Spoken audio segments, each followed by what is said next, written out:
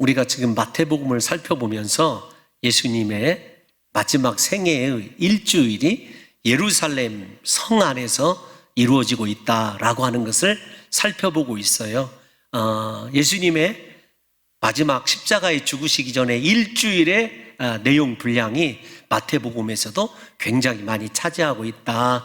그것은 그리스도의 십자가의 죽음과 죽음 직전에 가르쳐 주시는 교훈들, 그분이 행한 일들이 가지고 있는 영적인 의미가 우리의 구원과 너무도 밀접하게 관련되어 있기 때문일 것이라고 여러분들에게 말씀을 드렸습니다. 그런데 여러분, 우리가 마태복음을 자세히 들여다보면 예루살렘 성에서 일주일을 보내실 때 예수님께서 심히 마음에 고통하시며 조금 더 격하게 표현을 하자면 피를 토하는 심정으로 비유의 말씀을 들려주시는데, 그 대상이 물론 듣는 제자들이고 무리일 수 있지만 잠시 후면 예수 그리스도를 십자가에 못 박아 죽게 할 유대의 지도자들을 향하여 예수님께서 가르치심을 베풀고 있습니다.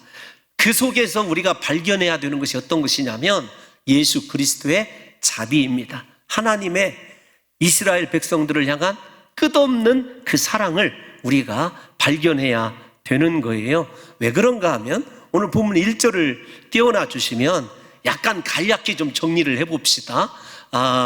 저는 우리 성도님들을 진심으로 존경합니다. 왜냐하면 계속 같은 성경이 반복이 되어지는 강해 설교를 듣고 계신 여러분들을 제가 어떻게 존경하지 않을 수가 있겠습니까?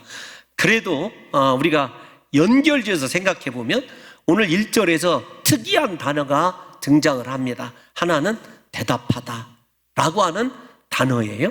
그리고 예수님이 또다시 말씀하신다 라고 하는 단어예요. 말씀으로 세상을 창조하신 주님께서 이르시되 말씀하시는데 그 말씀의 내용이 대답이에요. 그러면 우리가 이 22장 1절에서 14절까지 읽은 이 본문이 앞에 예수님께서 그들에게 들려주신 악한 포도원 농부의 비유와 쌍을 이루고 있을 것이다 라고 하는 것이 우리가 쉽게 생각할 수 있어요. 문제 제기가 악한 포도원 농부의 비유이라고 한다면 오늘 우리가 읽은 혼인잔치, 자신의 아들의 혼인잔치에 사람들을 청한 임금의 이야기는 앞에 있는 비유의 말씀을 들은 유대의 지도자들에게 주님께서 정확하게 무언가 주님이 하시고자 하시는 정답을 창조주의 입을 통해서 말씀하시는 것을 생각해 본다면 상당히 저와 여러분들이 이 본문을 대하실 때 비장한 각오로 한번 읽어보셔야 돼요. 사실 예수님께서 이 유대의 지도자들에게 세 번째 마태복음에 보면 주시는 비유다, 그거 알고 있죠? 예를 들면 성전을 정화하시고 열매 없는 무화과 나무를 저주하시고 그 다음에 유대의 지도자들에게 어떤 권위로 네가 이런 일들을 가르치냐 했을 때 예수님께서 진노하지 아니하시고 그들이 알아들을 수 있는 최고의 언어로 정성을 다해서 세 번째 지금 말씀하고 계신 거예요. 모두가 우리가 앞에 있는 비유는 포도원과 관련이 되어 있다. 포도원에 들어가서 오늘 일하라.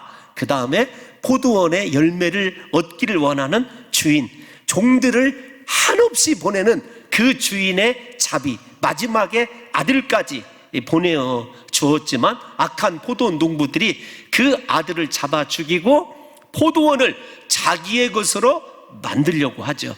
자기가 포도원 주인이 되려고 하였다라고 하는 것이 바로 앞에 있는 비유의 핵심 내용이에요. 그럼에도 불구하고 그들의 마음속에 이것이 우리를 향한 말씀이라는 걸 그들이 알아요. 그런데 그 반응이 회개가 아니었습니다. 예수 그리스도를 바로 잡아 죽이기를 원했지만 사람들을 두려워하여서 어찌하지 못하고 있는 상황에서 예수님이 오늘 이 비유를 말씀하고 계셔요. 참 아이러니 아닙니까? 하나님을 섬기고 예배한다고 하는 자들이 하나님은 두려워하지 아니하고 사람은 두려워한다.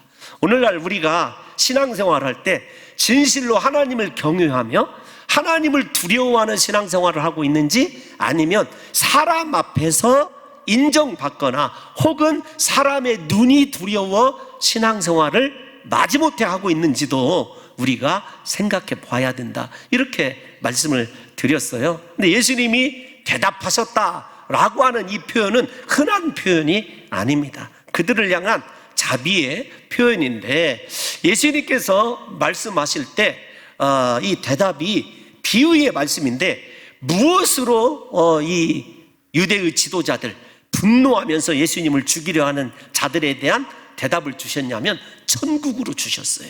천국. 여러분 2절을 띄워놔 주시면 천국은 마치라는 말이 또 등장합니다. 마태복음 13장에서 7차례나 천국은 마치라고 말씀을 하셨고, 우리가 이미 공부했듯이 중간중간에 중요한 하나님 나라의 비밀과 그 하나님 나라에 속한 자들의 삶이 어떠해야 되는지를 말씀하셨을 때에는 주님이 꼭 등장시키는 말씀이 천국은 마치예요. 왜 그럴까요? 우리가 비록 이 땅을 디디며 살아가는 존재들이지만 우리는 하나님 나라 천국에 속한 자들이고, 우리의 삶의 우선순위가 천국에 있어야 되고, 우리의 삶의 기준이 하나님 나라여야 된다라는 것을 예수님께서 제자들과 자신을 따르는 무리들에게 여러 차례 가르쳐 주신 거예요. 그래서 예수님께서 적어도 유대 지도자들의 마음속에 남아있는 일말의 종교적 양심을 건드리는 거예요. 너희에게 제사가 있고 형식적인 종교가 있는 것 안다. 그런데 네 속에 진짜 하나님 나라가 있느냐, 천국이 있느냐라고 하는 것을 예수님이 대답하고 계신 거예요. 저도 여러분들에게 여러분들의 예배와 찬양과 기도를 얼마나 거룩한 것이고 귀한 것인지 제가 인정하고 저도 은혜를 받습니다. 그런데 그 속에 나를 움직이는 것, 내 인생의 목적, 내 삶을 제어하는 모든 것이 천국이라고 하는 하나님 나라인지를 우리가 한번 생각해 봐야 한다는 거예요. 그래서 예수님께서 세 번째 지금 비유의 말씀을 이 유대의 지도자들, 자기를 잠시 후면 십자가에 못 박아 죽게 할 사람들에게 주시는데 비유로 주셨어요. 근데 이 비유의 특징도 앞에 나와 있는 악한 포도원 농부의 비유와 동일합니다. 내용은 다르지만 형식은 동일해요. 왜 그런가 하면 포도원 농부들에게 완벽한 포도원을 만들어서 새를 주었던 주인도 열매를 얻기 위하여 종들을 여러 차례 보내죠.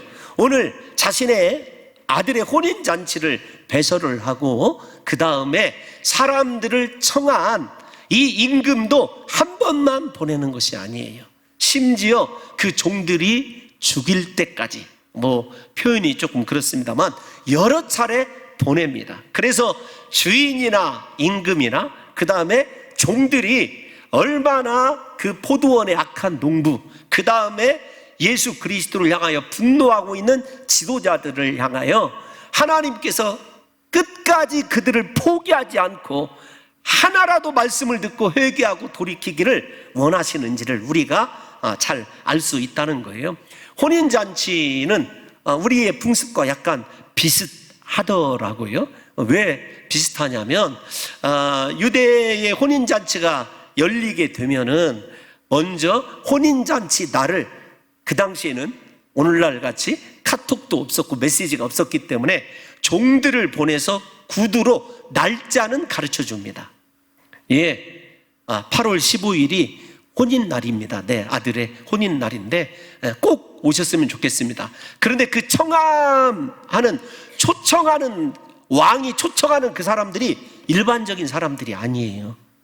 나름대로 귀하고 왕과 교제가 있는 사람들 아니겠습니까? 우리가 혼인잔치에 우리의 정서로도 청할 때 나와 관련이 없는 사람을 청하는 것 아니잖아요. 그러니까 귀한 사람에게 청해요. 다른 것이 한 가지 있어요. 어떤 것이냐면 날짜는 구두로 알려주되 유대의 정서예요. 혼인잔치가 배설되는 그 시간은 거의 당일이 되었을 때 가르쳐 줍니다. 우리가 마태복음 25장에 열처녀의 비유를 배우게 될 터인데, 왜 그러냐면 신랑이 오는 시각이 일정하지 않기 때문에 그래요. 날은 정해져 있고 그날에 언제쯤 신랑이 오는지 알 수가 없어요. 그러니까 대강 그 신부 측과 신랑 측이 이렇게 협의를 해서 그 대부분 밤에 이루어지거든요. 밤에 몇 시쯤 온다고 하니까 그 전에 준비를 다 해놓는 거예요. 그런데 그 임금이 이 초청을 하죠. 초청을 하는데 그냥 초청하는 것이 아닙니다.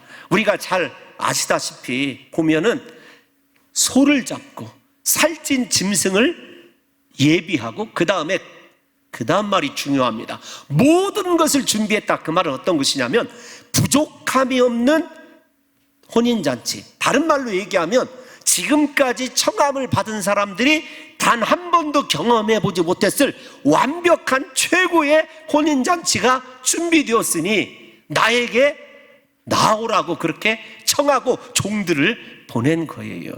여러분, 우리가 하나 더 유대의 배경을 생각해야 될 것이 어떤 것이냐면 왕의 부름, 그것이 초청이든지 부름이든지 거역하는 것은 우리가 잘 아는 대로 반역에 가까운 죄로 다스려졌습니다.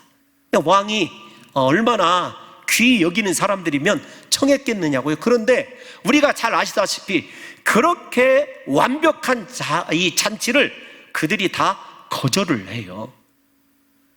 이게 왕에게 얼마나 분노할 일입니까? 그런데도 왕은 참고 또 참고 인내로 자기에게 맨 처음에 청함을 받았던 사람들에게 계속해서 종을 보내요. 그런데 종을 보내는데 우리가 잘 아는 대로 이 종들이 거절합니다. 그런데 종들이 거절하는 것을 이 마태복음은 딱 한 줄로 간략하게 얘기를 해요. 간략하게 이야기를 하는데 그 원인이 어디에 있느냐라고 하는 것을 우리가 조금 생각해 봐야 돼요. 본문 5절을 한번 다 같이 읽어보겠습니다. 시작. 그들이 돌아보지도 않고 한 사람은 자기 밭으로 한 사람은 자기 사업하러 가고. 여러분, 중요한 건 돌아보지도 않는다는 말이에요. 왕의 부르심에, 왕의 초청에 돌아보지 않는다라고 하는 말은 어떤 것이냐면 왕에 대한 태도가 아니죠. 그 속에 이미 자기 자신이 포도원 주인이 되고 싶어 했던, 그리고 이 사람들은 이미 자기 자신이 하나님 되어 있어요.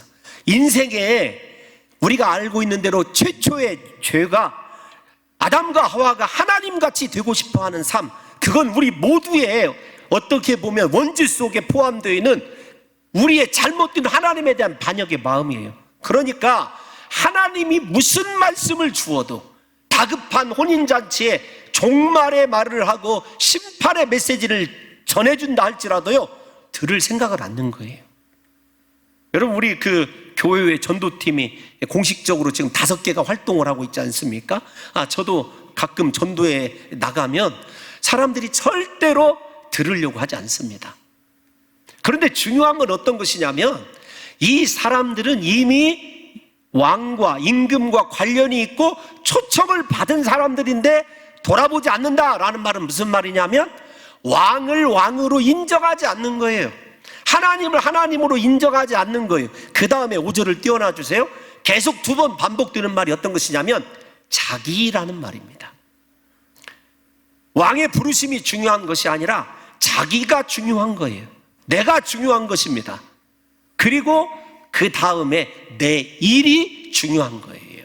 우리가 말세를 사도 바울이 한마디로 정리를 해놓은 말씀이 있어요. 디모데후서 3장을 보게 되면 3장 1절에 보면 이렇게 얘기합니다. 말세에는 고통하는 때가 이른다.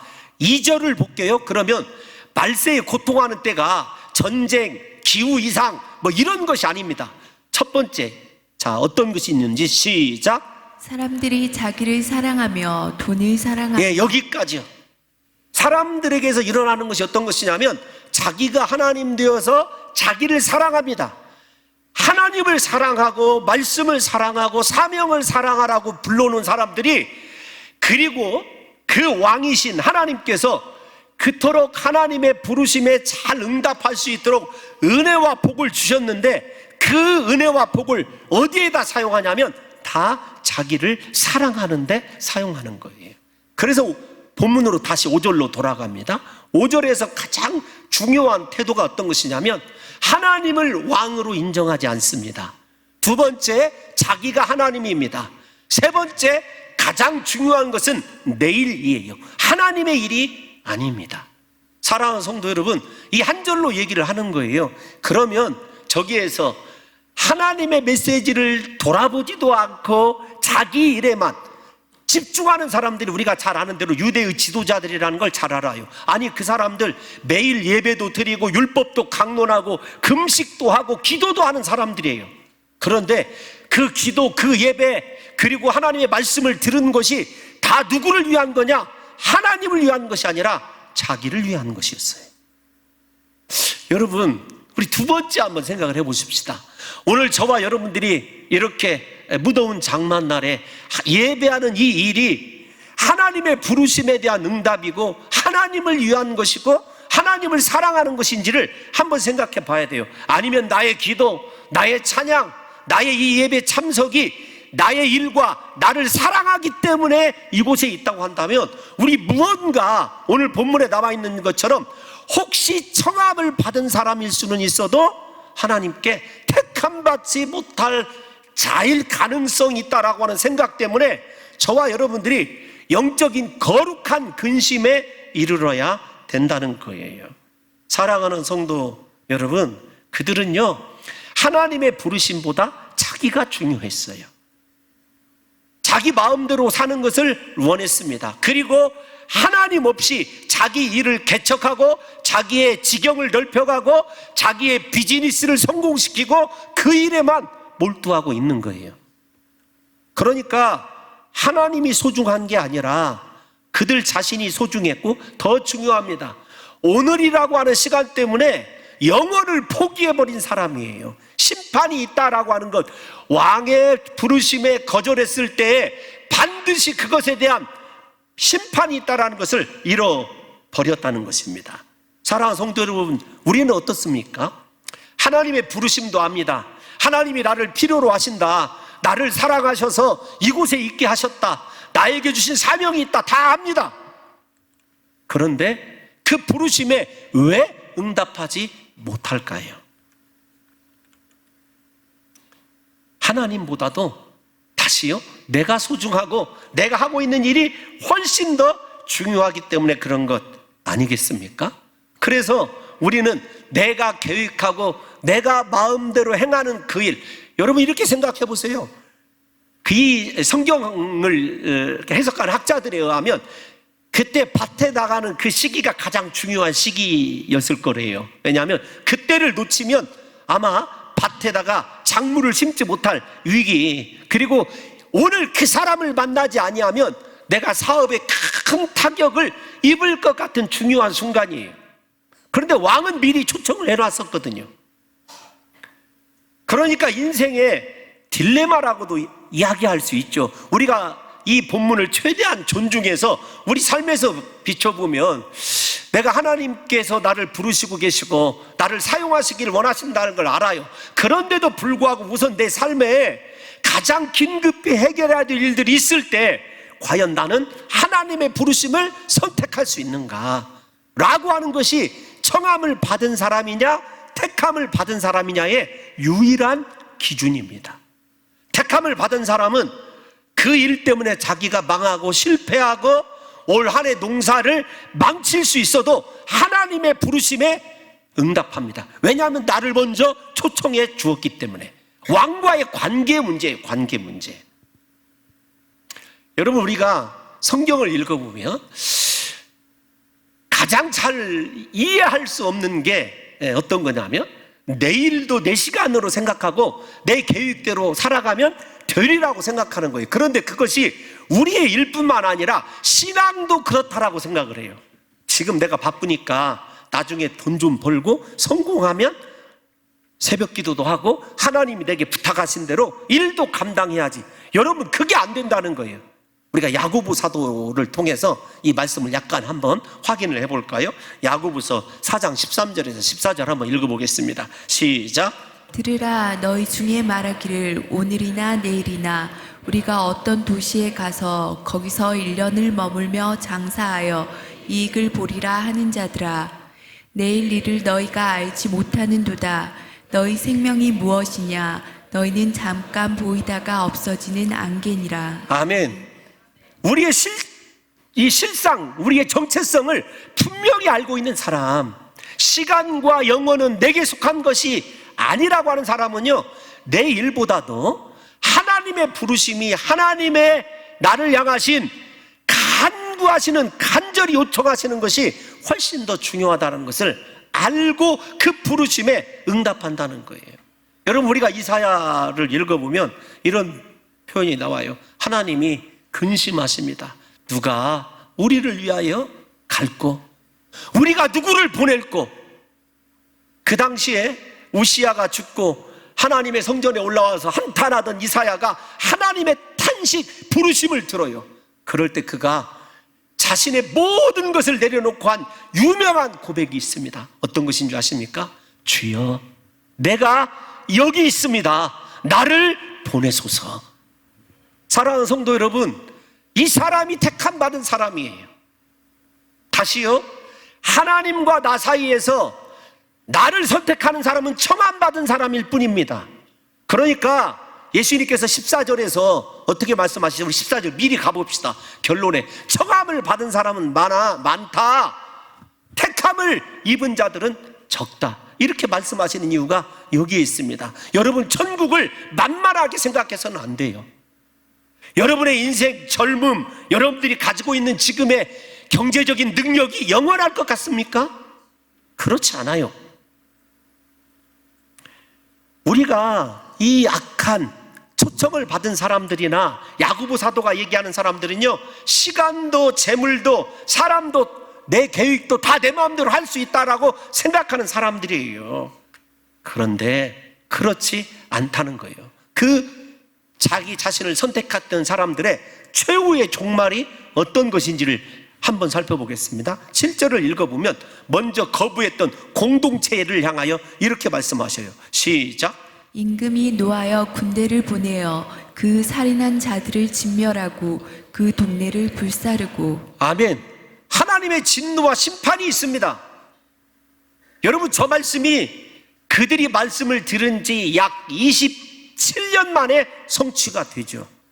로마의 티투스 성경의 디도 장군에 의해서 여러분, 예루살렘이 완전히 돌 하나도 남김없이 무너질 뿐만 아니라 다 불타 없어지게 되고, 그곳에서 제사하고 예수님을 십자가에 못 박고 편안하게 자기의 기득권을 누리며 살 줄 알았던 그 사람들이 다 잔인하게 죽임을 당하게 되죠. 그러면 그 공동체만 생각할 것이냐? 그렇지 않아요. 하나님이냐 나 사이에서 갈등하시는 사랑하는 성도 여러분, 우리에게 지금 하나님의 부르심에 응답하지 않을 때 결과가 어떤 것이냐, 미리 또 한번 보겠습니다. 13절, 공동체만 그러느냐? 그렇지 않아요. 13절 시작. 임금이 사환들에게 말하되 그 손발을 묶어 바깥 어두운 데에 내던지라. 거기서 슬피 울며 이를 갈게 되리라 하니라. 아멘. 우리의 인생에 하나님의 부르심은 지금입니다. 지금 응답하고, 하나님 그 부르심대로 내가 순종하겠습니다, 결단하겠습니다, 하나님 세상 것 끊어버리고 내 일이 너무 중요하지만 주님의 말씀 따라 가겠습니다, 결단해야 되는 건 지금이에요. 지금 하지 않으면, 다시 말씀드리지만, 그 부르심에 대한 부르심이 부르심으로 끝나지 않습니다. 심판이 있다는 걸 아셔야 돼요. 하나님이 필요한 인생이어서 저와 여러분들을 부르셨어요. 그렇다고 한다면 내 인생에 가장 중요한 것이 하나님의 부르심이어야 되고, 내가 가장 사랑하는 것이 하나님이어야 되는 것 아니겠습니까? 그런데 아직도 내 방식대로, 내가 원하는 대로 신앙생활을 합니다. 신학의 규칙도 말씀대로가 아니라 내가 정해요.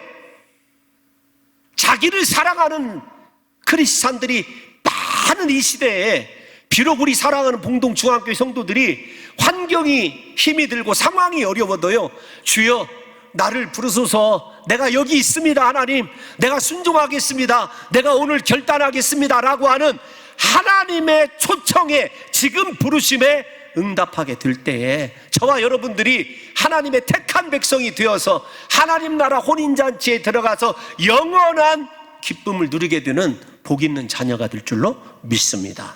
여러분, 그들을 우리가 잘 아는 대로 유대인의 당국자들이다 라고 말씀하시면서 그들에게 이미 하나님께서 심판을 선언하시고 그것으로 끝내느냐? 그렇지 않아요. 본문 9절로 한번 가볼까요? 본문 9절 시작. 내 거리 길에 가서 사람을 만나는 대로 혼인잔치에 청하여 오라 한대. 아멘.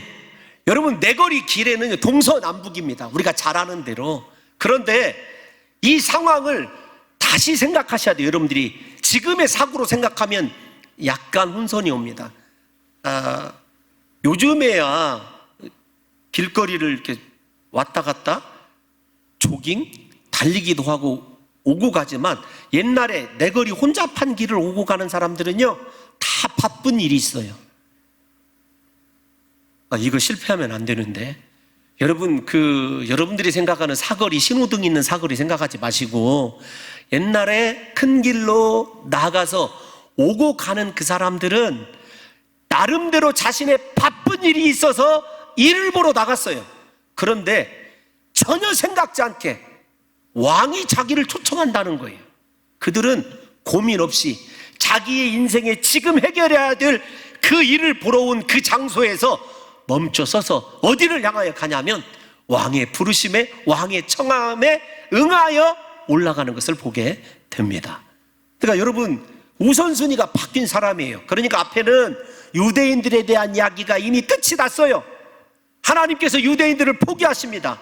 내거리에 있는, 사방에 있는, 동서남북에 흩어져 있는 이방인들을 부르셨는데 그들은 자신의 삶의 우선순위를 하나님의 부르심에 두고 자기의 그 바쁜 발걸음을, 일들을 멈추고 그 초청에 응한 거예요. 근데 참 재밌는 게 동일한 본문을 이야기하고 있는 누가복음 14장을 보게 되면은요, 누가복음 14장에 21절을 한번 띄워놔 주세요. 그 청함을 보게 되면 참 맨 처음에 유대인들은 그렇게 고귀한 인생들이었어요.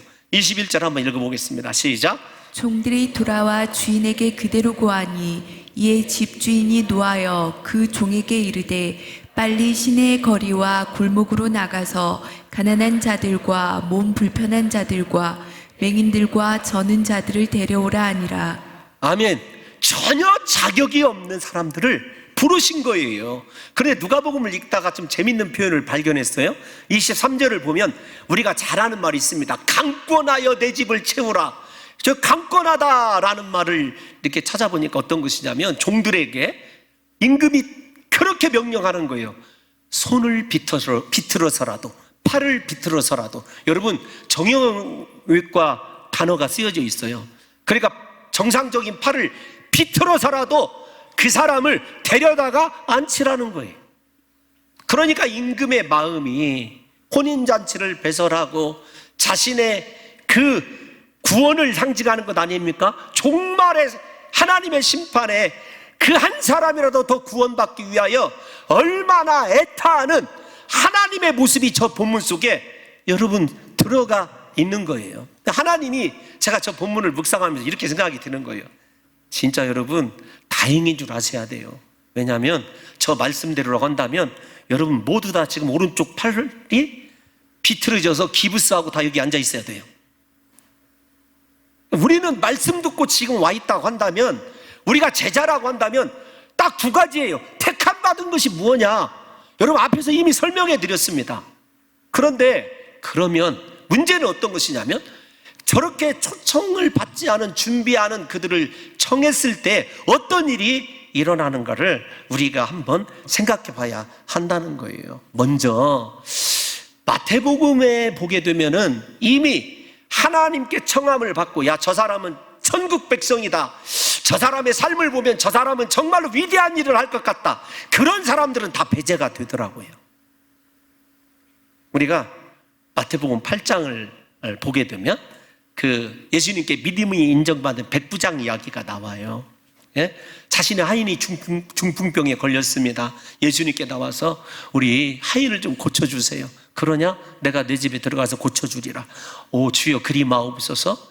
우리 집에 들어오심을 감당하지 못하겠습니다. 말씀만 하옵소서. 말씀으로도 충분히 내 종이 낫겠나이다. 그러니까 예수님이 이스라엘 백성들을 향하여 돌아보면서 내가 이스라엘 민족 중에 이만한 믿음을 본 적이 없도다. 그러시면서 하신 말씀이 있어요.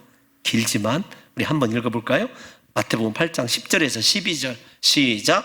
예수께서 들으시고 놀랍게 여겨 따르는 자들에게 이르시되 내가 진실로 너희에게 이르노니 이스라엘 중 아무에게서도 이만한 믿음을 보지 못하였노라.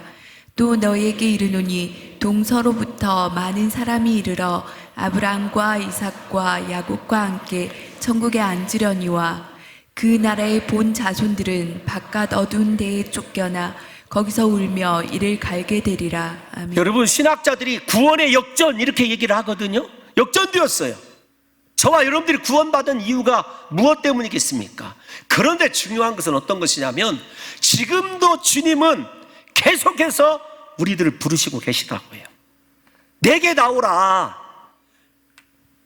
나에게 나와야 너희에게 진정한 안식이 있고 잔치 같은 인생의 기쁨이 있다. 나에게 오라고 청하고 계시다고요. 여러분 우리가 그건 신약에서뿐만 아니라 구약에서도 하나님이 계속해서 부르시고 계시다는 걸 아시지 않습니까? 이사야 55장 1절에 보면 유명한 말씀이에요. 이 말씀도 한번 읽어봅시다. 시작. 오라 너희 모든 목마른 자들아 물로 나아오라. 돈 없는 자도 오라. 너희는 와서 사 먹되 돈 없이 값 없이 와서 포도주와 젖을 사라. 아멘. 하나님은요 우리에게 그렇게 강권하십니다. 내 안에 해답이 있다. 내 안에 축복이 있다. 네가 목말라 하는 거 내게 있다. 내게 나오면 된다는 거예요. 그런데 돌아보지도 않습니다. 내 일이 중요하고 내 비즈니스가 내 사업이 중요하다고 생각하는 사람들을 향하여 예수 그리스도는 포기하지 않으냐 하시는 거예요. 그래서 예수님께서도 우리가 잘 아는 말씀 마태복음 11장에서 수고하고 무거운 짐진 자들아 다 내게로 오라. 내가 너희를 쉬게 하리라. 나는 마음이 겸손하고 온유하니. 여러분 예수님이 계속해서 말씀하시는 거 우리가 다 알고 있지 않습니까? 왜? 그리스도의 청함, 그 안에 치유의 역사가 있고 그 안에 자유가 있고 그 안에 죄악의 사슬을 끊어버린 구원의 은혜가 있는데 왜 그분의 부르심에 응답하지 아니하는가? 겉으로 유대인들처럼 몸은 와 있는데 내가 사랑하는 것은 무엇인가? 내 인생의 기준은 천국인가? 나는 정말 하나님이 내 인생의 우선순위인가를 생각하셔야 한다는 거예요. 유대의 그 정서에 의하면 혼주가 예복을 중비해 놔요. 밖에다가. 그래서 오는 한 사람 한 사람 종들이 예복을 입혀 줍니다. 그게 가장 중요한 거예요. 만약에 예복을 입지 않은 사람이 혼인잔치에 들어가면 그 결혼식을 더럽힌 것으로 간주되어서 아주 큰 결례가 아니라 죄악이에요. 죄악. 그래서 반드시 예복을 입어야 되는 거죠. 여러분 밖에 나가서 우리나라도 그런 곳이 있는지 모르겠습니다만은 유럽에 가서 한번 친구가 식사를 초대해서 가게 됐는데 그 여행을 하러 간 사람이 당연히 예복이 있을 리가 없죠. 한번 갔을 때 그 식당에 들어갈 수 없다라고 하는 거예요. 옷 때문에. 그 친구도 그걸 몰랐던 거죠. 그런데 그 식당에 다행히 여러분 검정색 슈트와 그 다음에 하얀색 와이셔츠가 준비되어 있더라고요. 물론 제 몸에는 맞지 않았지만 그래도 그거 입어야 들어갔을 수 있었어요. 이번에도 미국에서 한번 청함을 약속하고 받았는데 못 갔어요. 왜 못 들어갔냐면 그 사람이 유명한 셰프랍니다. 제가 정확히 이름이 맞을지는 모르겠지만 고든 램지인데 그 유명한 셰프인데 그 식당에 들어가려면 저같이 이렇게 그 청바지 입고 이렇게 못 들어간대요. 못 갔어요. 기회였는데. 근데 그때 제가 깨달은 것이 있어요. 야, 우리 예수 그리스도께서 우리를 위하여 예복까지 다 준비해 놓으시고 우리를 청하셨다. 우리를 부르셨다. 제가 왜 이 대목에서 은혜를 받았냐면, 여러분 목사이지만 실패하고 실수하고 지우개, 인생에 지우개가 있으면 좋겠다고 생각하는 사람이 저거든요. 막 지워버렸으면 하고 싶은 저의 부끄러운 과거가 있습니다. 그것 때문에 하나님 일을 더 열심히 하고 더 수고했으면 좋겠다, 이 생각이 사실은 율법적인 생각이거든요. 제가 이 말씀을 묵상하면서 무엇을 전해드리고 싶으냐면, 얘야, 내가 네 허물을 안다, 네 죄를 안다. 그냥 내게로 오기만 하면 내가 네 죄와 허물과 수치를 가리워줄 옷을 준비해 놨느니라. 여러분, 그걸 생각하니까 마음이 새로워지고 은혜가 되는 거예요. 여러분 생각해 보십시오. 하나님은요, 창조 때부터 옷을 준비하는 하나님이셨어요.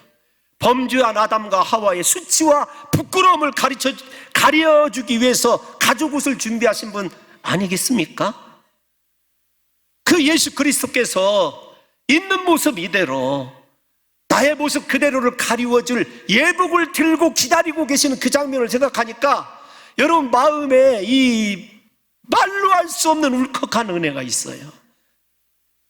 주님께 나아가기만 하면, 그분의 청함에 응하기만 하면 저와 여러분의 모든 죄와 허물을 가리워 주시고 그분의 잔치의 자리로 인도하여 주실 줄로 믿습니다. 찾아봤어요. 옷이 무엇인지. 구약 선지서에서는요, 옷이라고 하는 단어와 함께 반드시 등장하는 단어가 있습니다. 구원의 옷. 여러분 선지서를 읽어보세요. 제가 성경을 다 기록해 놨습니다만은 읽을 시간이 없어요. 구원의 옷. 시가서에서는 무엇의 옷이라고 되어 있냐면 옷 더하기 의로움이에요. 의로움. 의의 옷. 사랑하는 성도 여러분, 우리가 얼마나 부끄러운 자인지, 불의한 자인지 하나님이 모르십니까? 다 아셔요. 그런데 그분이 나의 불의를 가리워 주시고 옷으로 의로운 자가 되게 하시고, 여러분 진노와 심판받아야 될 자를 주님께서 구원의 옷을 예비해 놓으시고 마지막 순간에 나에게 그 구원의 옷을 친히 오셔서 냄새나고 더럽고 추한 나에게 옷을 입혀주시는 하나님을 한번 생각해 보십시오. 여러분, 그 은혜가 예비되어 있다는 거예요. 예? 신약에서도 마찬가지입니다. 우리를 뭐라고 얘기하냐면 너희는 그리스도로 옷 입은 자들이다. 우리 갈라디아서 3장 27절 하나만 읽어봅시다. 시작. 누구든지 그리스도와 합하기 위하여 세례를 받은 자는 그리스도로 옷 입었느니라. 아멘. 사랑하는 성도 여러분들과 저는 예수 그리스도로 옷 입은 자들인 줄로 믿습니다.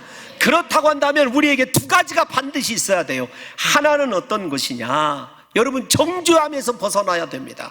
마귀는 계속해서 그러죠. 네가 그러고도 목사냐? 정죄합니다. 비판합니다.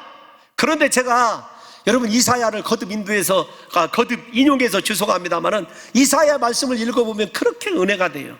1장 18절을 한번 읽어볼까요? 시작. 여호와께서 말씀하시되 오라 우리가 서로 변론하자. 너희의 죄가 주홍 같을지라도 눈과 같이 희어질 것이요 지홍같이 붉을지라도 양털같이 희게 되리라. 아멘. 사랑하는 성도 여러분, 우리의 지난날의 모든 죄를 흰 눈보다 더 희게 씻어주실 줄로 믿습니다. 여러분, 그 은혜가 우리 가운데 있다는 것을 믿어야 돼요. 뿐만 아닙니다. 마귀는 계속해서 우리를 정죄할 때마다 그리스도 예수 안에 있는 자들에게는 결코 정죄함이 없다. 지난날, 지금 이 시간 전까지 지은 모든 죄 그리스도께서 예수의 피로 덮어주신 줄로 믿습니다. 속량해 주신 줄로 믿습니다. 마지막 하나가 어떤 것이냐면 그리스도 예수로 옷 입은 자들이라고 한다면, 앞에 왜 그들이 청함은 받았지만 택함 받지 못했죠?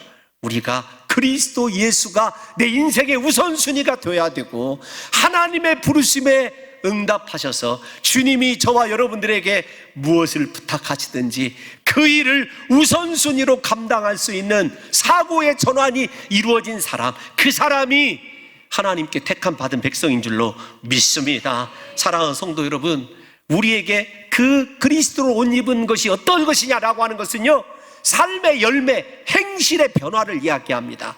마지막으로 성경으로 그것을 점검해 볼게요. 요한계시록 19장 7절에서 9절을 한번 읽어보겠습니다. 시작.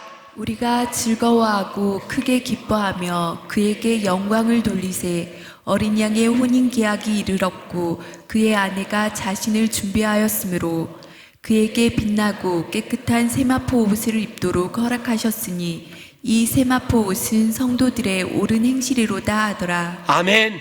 그리스도 예수의 피로 옷 입은 자답게 여러분 이 시간에 우리의 죄를 덮어주신 그 하나님의 그 사랑이 진실로 내 가슴 속에 온다면 세상에 좋아하던 것 끊어버리시고 죄악의 사슬에서 벗어나야 되며 하나님이 내 인생의 우선순위가 되어서 주님이 나를 어느 때 부르시든지 주님 내가 여기 있습니다, 나를 보내소서라고 주님의 초청에 언제든지 응함으로 여러분들의 삶과 저의 행실이 그리스도께서 찾으시는 귀한 열매가 되셔서 저와 여러분들이 청함만 받은 자들이 아니라 택함 받은 백성답게 오직 그리스도, 오직 나를 구원하신 하나님을 향하여 우리의 인생을 전부 불살라드리는 놀라운 역사가 일어나시기를 예수님의 이름으로 축원합니다.